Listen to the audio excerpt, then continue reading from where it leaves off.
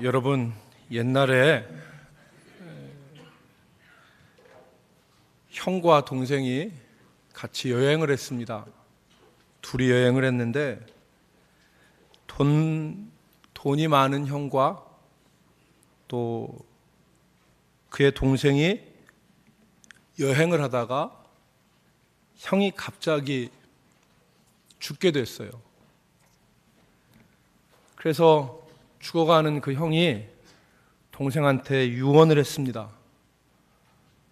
동생아, 내 대신 내 재산을 좀 정리해 다오. 그리고 그 재산을 정리한 다음에 내 형수한테는 네가 원하는 만큼 주고 그 나머지는 네가 다 가져라. 그렇게 유언을 했어요. 그래서 이 동생이 형의 장사를 마치고 재산을 정리해 봤더니 오늘날 돈으로 한번 따져봤더니 한 10억 정도 됐어요. 10억 정도. 10억 정도 됐어요. 그래서 이 10억 정도 되는 돈을 이제 형 말대로 형수한테 주고 나머지는 자기가 가지라고 그랬잖아요. 여러분이 동생이라고 생각해 보세요. 형수한테 얼마 줄 것 같아요? 마음속으로 정해보세요. 이렇게 크게 얘기하면 본심이 다 드러나니까. 얼마를 줄 것 같아요, 형한테? 형수한테. 일부 때 얘기하니까 반반씩 나눌게요. 그러더라고요. 반반씩. 아주 양심적인 사람이에요. 근데 이 동생은 형수한테 1,000만 원 주고 자기가 9억 9천을 가졌습니다. 형수한테 1,000만 원만 주고 자기가 9억 9천을 가졌어요. 아주, 그 다음엔 안 하겠습니다. 어떤 사람인지. 그래서 이 형수가 너무 억울했어요. 오늘날로 얘기하면 뭐 그거 얘기할 거 없습니다. 법이 다 알아서 해결해 주니까. 그런데 옛날에는 그런 법이 없었으니까 이 형수가, 아내가 너무 억울해서 남편이 그렇게 말할 리 없다. 그래서 재판관한테 갔어요. 재판관한테 가서 내가 너무 억울합니다. 일평생 우리 남편이 수고해서 돈을 모았는데 나한테 1,000만 원 주고 시동생이 9억 9천을 가져갔습니다. 재판관이 상황을 딱 파악하고 동생한테 묻습니다. 돌아가신 형님의 유언이 뭐냐? 그랬더니 형님이 형님이 저한테 재산을 정리하고 그 재산을 다 정리한 다음에 네가 원하는 만큼 형수한테 주고 나머지는 다 나한테 가지라고 그랬습니다. 그렇게 얘기를 했어요. 그랬더니 그러면 네가 형수한테 얼마 줬냐? 그러니까 1,000만 원 줬습니다. 그럼 넌 얼마 가졌냐? 그랬더니 9억 9천 가졌습니다. 그럼 네가 원하는 게 9억 9천이냐? 그러니까 그렇습니다. 저는 9억 9천입니다. 그럼 네가 원하는 게 9억 9천이네. 그럼 네가 원하는 대로 형수한테 주라고 그랬으니까 9억 9천을 형수한테 주고 나머지 1,000만 원을 네가 가져라. 그렇게 판결했대요. 여러분 잘 들어보세요. 네가 원하는 만큼 형수에게 주고 나머지는 다 가져라 그랬으니까 이 사람이 원하는 게 9억 9천이잖아요. 그러니까 네가 원하는 만큼 형수에게 주고 나머지를 네가 가져라. 그래서 거꾸로 됐대요.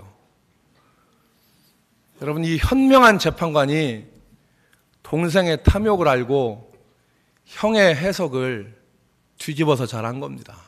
그래서 형수한테 돈을 9억 9천을 주고 이 욕심 많은 동생한테 1,000만 원 줬다는 얘기입니다. 제가 이 말씀을 왜 드리느냐? 인간의 심성이 이렇게 부패하여 있습니다. 우리가 생각할 때는 뭐 반 이렇게 나누면 좋겠고 6대4 양심도 있지 그래서 6대4, 7대3 뭐 이렇게 생각할 수도 있지만 사람이 물질 앞에서는 견물생심이라고 이렇게 부패한 행동들이 나오게 되어 있지 않습니까? 오늘 우리가 나눌 말씀은 이러한 부패한 인간 심성에서 나오는 탐욕, 우상숭배에 대한 말씀입니다. 우상숭배. 오늘 우리가 읽은 말씀은 우상숭배에 대한 말씀이에요. 하나님은 우리에게 마땅히 행할 길을 말씀하시는 하나님입니다. 그러나 부패한 우리 인간 심성은 그 하나님이 우리에게 말씀하신 그 말씀과 그 길보다는 자기가 원하는 우상을 만들어서 그것에게 엎드려 절하고 그 길로 가기를 원해요. 여러분, 우상 숭배는 제1계명과 제2계명에 있습니다. 제1계명이 무엇입니까? 나 외에 다른 신을 두지 말아라. 제2계명이 무엇입니까? 어떤 형상이든지 만들어서 절하지 말아라. 이거 2계명 아닙니까? 오늘 이 말씀을 우리가 같이 생각해 보겠는데, 첫 번째로 우리가 우상을 만들지 말아야 되는 이유가 있습니다. 우상을 만들지 말아야 될 이유. 그것은 하나님은 영이시기 때문에 형상이 없습니다. 그래서 우상을 만드는 것은 말 자체가 안 되는 것입니다. 하나님은 영이시고 하나님은 형상이 있으신 분이 아니에요. 오늘 본문 9절부터 13절까지 모세는 이 우상 숭배를 하지 말아라, 우상을 만들지 말아라라는 이 말씀 가운데 과거 사건을 하나 들었어요. 그것이 뭐냐면 이스라엘 백성들이 호렙산 혹은 시내산이라고 하는 곳에서 하나님 앞에 십계명을 받을 때, 모세가 두 돌판에 하나님께서 주신 십계명을 받을 때 그때의 예를 들었어요. 여러분 11절 말씀을 보십시오. 11절 말씀을 보니까 그때에 십계명을 받을 때에 산에 불이 붙어 불길이 충천하고 그랬어요. 충천하고. 산에 불이 붙어서 불길이 충천했다는 말은 하늘을 찌렀다는 얘기야. 하늘에 닿았다. 불길이 하늘에 닿았는데 그 뒤에 보니까 어둠과 구름과 흑암이 덮었다 그랬어요. 어둠과 구름과 흑암이 산을 덮었습니다. 어둠과 흑암과 구름이 산을 덮었는데 산에 불이 붙어서 그 불이 충천, 하늘을 찌릿하는 거예요. 그러니까 이것이 얼마나 장엄한 광경이에요. 얼마나 장엄한 광경이에요. 여러분, 저는 가끔 가다가 TV에서 북극에 있는 오로라 이거를 한 번씩 비춰줄 때가 있잖아요. TV로 봐도 정말 경이로워요. 어떻게 저렇게 경이로운 일이 있을까? 근데 만약에 제가 그 현장에 있다면, 제가 북극에 있는 그 오로라, 그 하늘에 오로라가 있다면 저는 아마 그 자리에서 아마 엎드릴 것 같아요. 엎드려서 절할 것 같아요. 하나님의 영광 앞에서 엎드려서 절하지 않겠어요? 얼마나 그 광경이 장엄하겠습니까? 그러니까 그 장엄한 광경이 지금 눈앞에 펼쳐지는 거예요. 하나님께서 흑암과 어둠과 구름이 쫙 있는데 그 가운데 산에 불이 붙어서 그 불길이 하늘에 충천하는 거죠. 얼마나 장엄한 광경이에요. 이 광경이 이루어졌는데 12절 말씀을 한번 여러분 우리가 읽어봅시다. 12절 말씀, 여호와께서, 시작, 여호와께서 불길 중에서 너희에게 말씀하시되 음성뿐이므로 너희가 그 말소리만 듣고 형상은 보지 못하였느니라. 아멘. 여러분, 여기 뭐라고 했습니까? 음성뿐이므로 말소리만 듣고 형상은 보지 못하였느니라. 하나님은 형상이 없으신 분이에요. 하나님은 영이세요.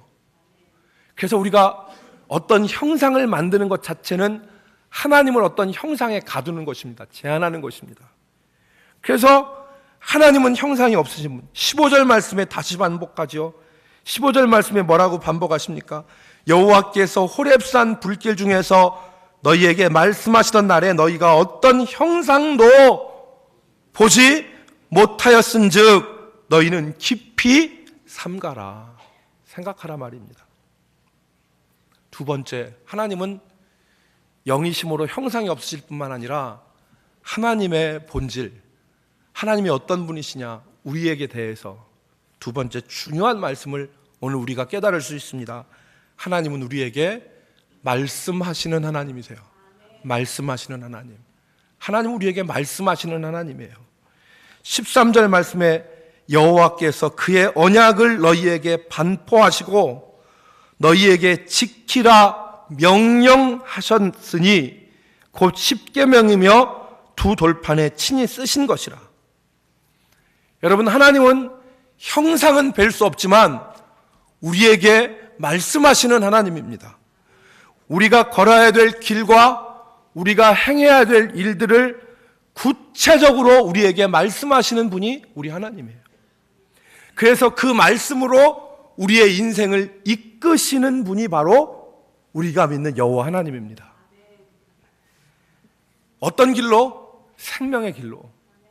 하나님이 우리가 행할 일들과 우리가 걸어야 될 길들을 구체적으로 말씀하셔서 우리의 인생을 이끄시는 분이 하나님이에요. 그 하나님이 우리를 생명길로 그리고 진리의 길로 인도하시는데 그 길 따라가면 우리가 변화돼요. 어떻게 변화됩니까? 우리의 삶이 변화되고 우리의 삶의 자리가 변화되고 우리의 인격이 변화되죠.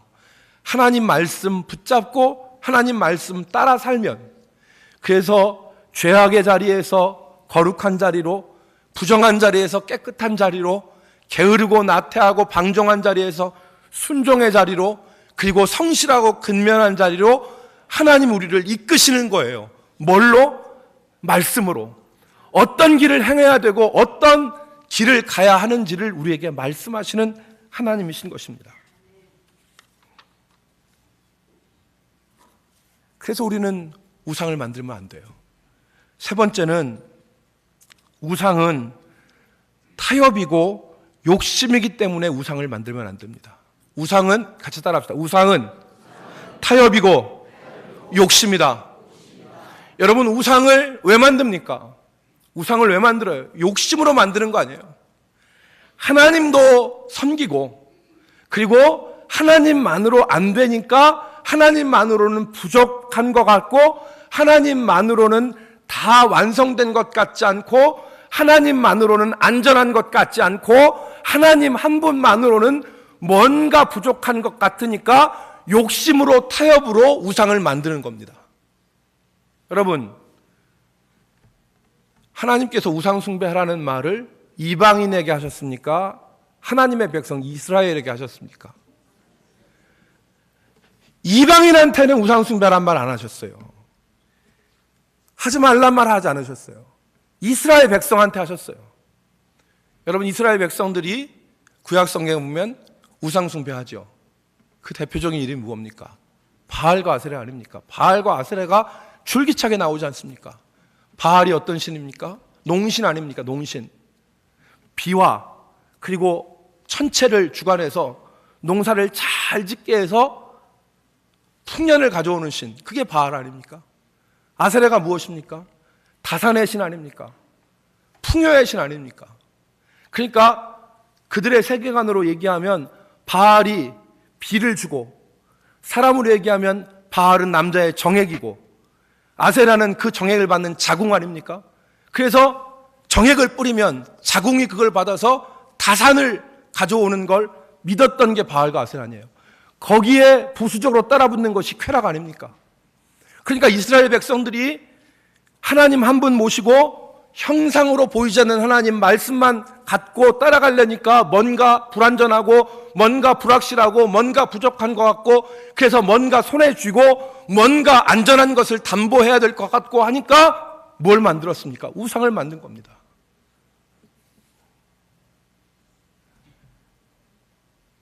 여러분,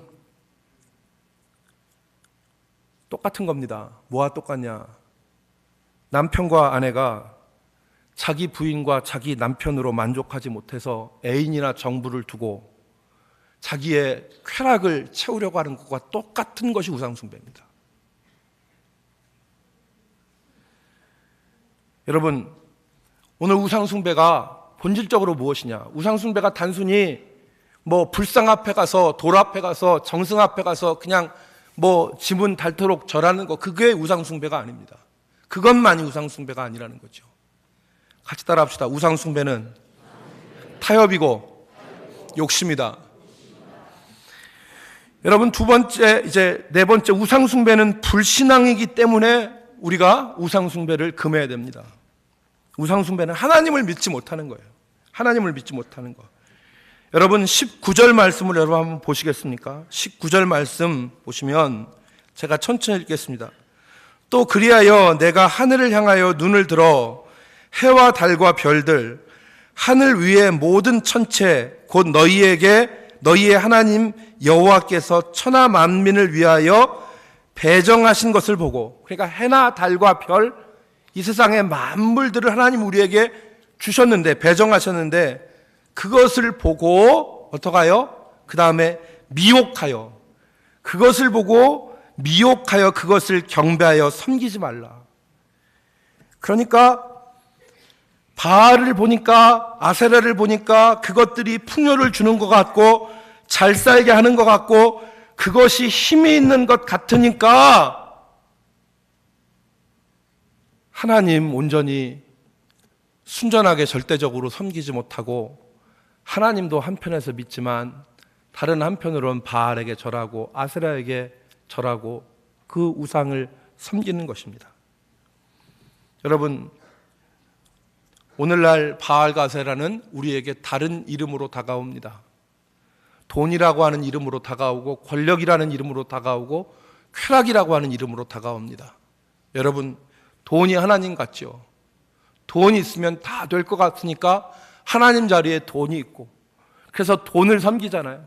그래서 돈이 있으면 돈 앞에 진리도 양심도 다 포기하지 않습니까? 권력 앞에, 자기 어떤 거 앞에 다 포기하잖아요. 양심도 포기하고, 거짓 증거하고, 위증하고, 했어도 안 했다고 하고, 들었어도 못 들었다고 하고, 다 그렇게 하는 거 아닙니까?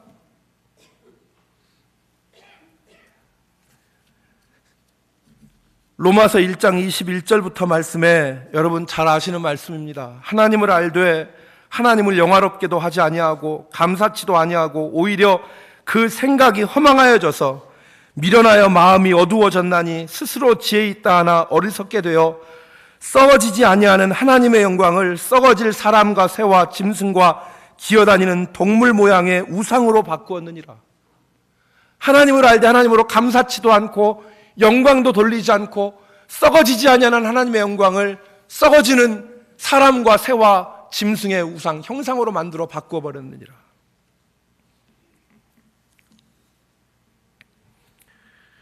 여러분, 오늘 우리에게 진짜로 필요한 것은 무엇입니까? 우리에게 진실로 필요한 것이 무엇입니까?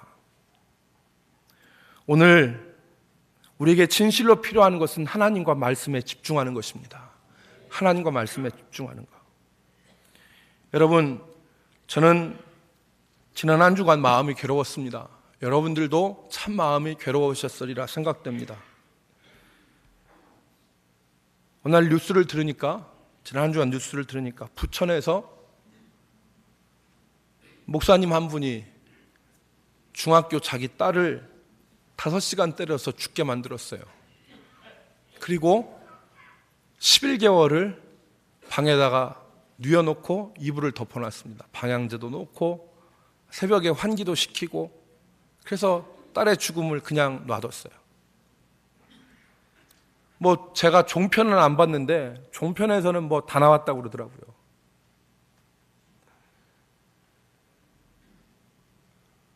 그냥 한 2달, 3달 어떻게 얼렁뚱땅해서 목사가 된 분이 아니라 정규 신학대학 나오고 독일에 유학 가서 박사학위 받고, 그리고 현재 어느 대학의 겸임교수로 강의를 하시는 분이래요. 여러분, 저는 참 충격이었습니다. 그래서 제가 알아봤어요. 혹시 내가 아는 사람이 아닌가. 80년대 말 경기도에 있는 한 신학대학에서 90년대 초까지 저하고 공부하는 시간이 일치해요. 제가 80년대 말에 공부해서 90년대 초에 졸업했거든요.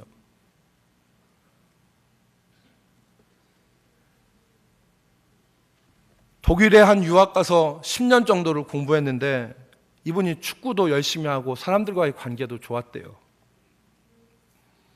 그리고 돌아와서 이제 정식 교수를 꿈꾸면서 겸임 교수로 지금 일하시는 분이에요. 목회도 하고. 참 참담했습니다, 마음이. 그런데 제가 도저히 이해되지 않는 것은 그분이 11개월 동안 왜 딸의 시신을 5시간 동안 빗자루와 빨래 건조대로 자기 딸을 자기 부인과 함께, 이 부인이 독일에서 만났다는데 그 초혼이래요. 30살 정도의 초혼인데 자식이 셋 있는 그 지금의 남편을 만났다는 거죠. 안타까웠죠. 11개월 방치한 이유가 다시 살아날 걸 기대해서 기도했다잖아요. 다시 살아날 걸 위해서 기도했다. 이게 말이 안 되는 얘기예요. 여러분, 저는 그렇습니다. 잘못된 거죠. 말씀으로 구체적으로 우리에게 어떻게 행하실 것을 가르치신 하나님의 말씀을 잊어버렸어요. 여기서 진짜 필요한 것은, 이 목사님에게 진짜 필요한 것은 딸을 살려달라고 기도한 기도가 아니라 잘못했다고 뉘우치는 회개가 필요한 거예요. 그 자리에서 내가 잘못했습니다. 내가 내 자식을 말씀으로 잘 못 가르치고 내 자식을 하나님의 말씀대로 못 가르쳐서 내가 분해서 내가 감정이 격해서 5시간 동안 때렸는데 애가 죽이려고 때린 건 아닌데 죽었습니다. 내가 죄를 졌습니다 하고 회개하는 게 당연한 거 아니겠어요? 회개했어야죠. 자신의 잘못을 덮기 위해서 우상에게 기도한 거 아니겠어요? 내 안전을 위해서 내 잘못을 덮어줄 수 있는 능력이 필요한 우상이었던 거죠. 여러분, 이분이 잘한 게 아닙니다. 그런데 우리의 모습을 돌아보자 이거예요. 우리가 우상 숭배하면 날마다 불상 앞에 가서 절하고 장승 앞에 가서 절하는, 나는 우상 숭배 안 한다 이렇게 생각하지 마세요. 하나님과 더불어서 섬기는 거, 타협하는 거, 욕심으로, 불신앙으로 하나님을 믿지 못하고 세상과 타협하고 내 욕심으로 내 마음속에 둔 것이 우상 아니에요. 그렇다면 여러분, 나는 우상에게 절하지 않았습니까? 이 목사님만 그런 짓을 합니까? 우리도 회개하지 않고 우리의 잘못을 덮기 위해서 하나님이 아니라 우상한테 절하고 기도하는 일이 없습니까? 여러분, 오늘 우리가 이 사건을 보고 우리가 기억할 것은 우리의 신앙이에요. 우리의 모습. 우리는 이 시간에 바알과 아세라가 아니라 은연중에 우리의 삶 가운데 파고들어 있는 우상에게 절하고 경배하는 모습으로 신앙생활하고 있습니다. 오늘 우리에게 필요한 것은, 따라합시다. 타협하지 않는 신앙. 타협하지 않는 신앙. 여러분, 오늘 우리에게 필요한 것은 타협하지 않는 신앙입니다. 하나님 한 분 믿고 하나님의 말씀 의지하고 다른 것과 타협하지 않는 신앙, 그것이 오늘 우리의 믿음이어야 됩니다. 우리의 조상들은, 우리의 믿음의 선배들은 이 땅에 믿음이 처음 들어왔을 때 조상 제사할 때 절하지 않았어요.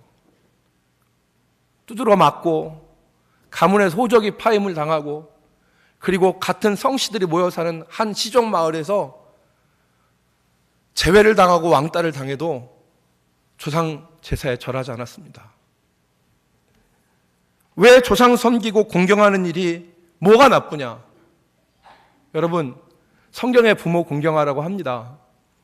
그런데 우리의 선배들이 왜 제사 때 절을 하지 않았냐면, 조상을 우리의 부모로만 생각하는 것이 아니라 우리의 기흉과 생사화복을 주관하는 신으로 인정하기 때문에 절하지 않은 거예요. 신으로 인정하기 때문에. 여러분, 제사 지낸 분들 아시죠? 벼슬 한 사람은 지방에다가 벼슬 한 사람들은 벼슬을 써요. 벼슬 안 한 사람들은 다 뭐라고 씁니까? 현고 학생 북은 그 다음 뭐라고 써요? 신위라고 써요. 신위. 신이란 말이에요. 신. 조상이 신으로 받들어지기 때문에 우리의 믿음의 선배들은 하나님 한 분 외에 내게 하나님은 없다. 그래서 나는 조상에 대한 마음이, 효성스러운 마음이 가득하지만 나는 조상에게 절할 수 없다. 그래서 매맞고 두드려 맞고 호적에서 파임을 당하고 동네 모든 어른들이나 문중이 정말 감당할 수 없는 압력을 행사했어도 나는 절하지 못합니다. 하나님 한 분 외에 나는 절하지 못합니다. 이렇게 자기 신앙을 지켰던 겁니다. 그 신앙 갖고 핍박을 당해도 하나님 한 분 모시기로 작정하고 마음속에 타협하지 않았던 거예요. 여러분, 왜 우리의 신앙의 선배들이 일제 때 신사참배하지 않았습니까? 같은 이유입니다. 일본과 우리나라가 한 나라가 돼서 우리가 일본한테 흡수되었는데 지금 일본이 국가적으로 시행하는 이 신사에 가서 절 한번 하고 참배 한번 하는 게 뭐가 나쁘냐? 이거 같이 내선 일체로 같이 화합해야 되는 거 아니냐라고 얘기했을 때 여호와 하나님 한 분밖에 내게는 신이 없다. 하나님이 안 계시다. 그래서 채찍 맞고 투옥당하고 그리고 벼슬 빼앗겨도 공직 빼앗겨도 그렇게 신앙을 지킨 것입니다. 오늘 여러분, 우리에게 타협하지 않는 신앙이 필요합니다. 하나님 한 분 외에 다른 것에 절하지 않는 타협하는 신앙. 오늘 그 신앙이 우리 대전 남북교회 모든 성도들의 신앙이 되기를 주의 이름으로 축원합니다.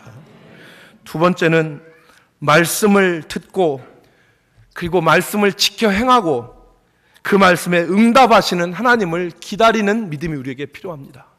여러분, 오늘 제가 한 말씀 가운데서 기억하실 것은 하나님은 형상으로 볼 수 없고 우리의 가야 될 길과 우리의 행해야 될 일을 구체적으로 말씀하시는 하나님이라는 사실을 붙잡으십시오.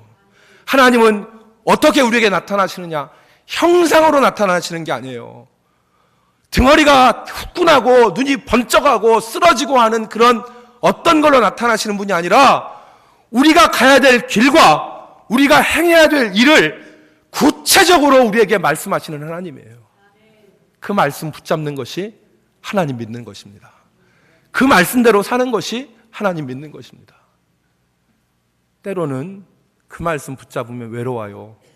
그 말씀 붙잡으면 아무 조짐도 안 일어나요.